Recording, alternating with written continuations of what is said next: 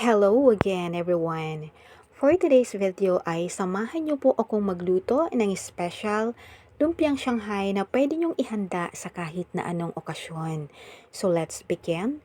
Narito ang mga sangkap: half kilo of ground pork, carrots, onion and garlic, 1 piece egg, kinchay, Mamacita's oyster sauce, paminta, flour or harina, at syempre, hindi dapat mawala ang lumpia wrapper.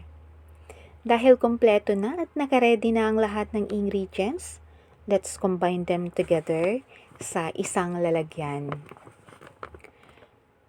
Unahin natin ang pork giniling. Hinugasan ko pong mabuti yan para safe at mas malinamnam ang lasa. Isunod natin ang grated carrots. Isang piraso lang po yan na medium size. Then, ilagay na rin natin ang bawang at sibuyas. Medyo dinamihan ko po ang bawang at sibuyas. And ilagay na natin ang kinchay na magbibigay aroma sa ating lumpiang Shanghai. Isunod na natin ang egg. Isang piraso lang po yan. Lagyan din natin ng paminta. Ayan, marami po akong maglagay ng paminta. Then, oyster sauce, any brand, pero gumamit ako ng Mamacita's. So, nasa sa inyo po yan kung anong brand ang gusto nyong gamitin.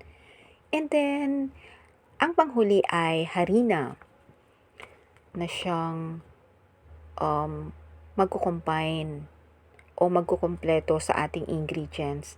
At pagkatapos ay haluin lang natin itong mabuti para mag-blend lahat ng ingredients. Siguraduhin lang natin na nahalo nating mabuti before natin ito balutin. So ayan, pwede na natin itong balutin. Hinati ko nga pala ang wrapper dahil gusto kong individual binabalot. Pero this is optional. Nasa sa inyo po kung hahatiin pa ang wrapper or hindi na. By the way, pwede rin po itong pang-business. Mapa-online man yan or kung meron kayong restaurant, pwede nyo itong idagdag sa inyong menu. Tiyak na magugustuhan ng inyong mga customer dahil ito ay lasang special at syempre masarap. Ayan, masyado ko pong ginagalingan ang pagbabalot dyan para mas presentable siyang tingnan.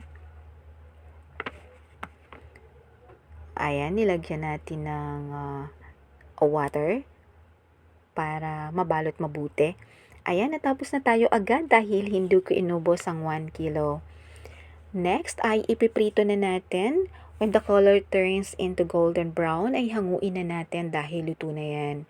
So maraming salamat po sa inyong panonood.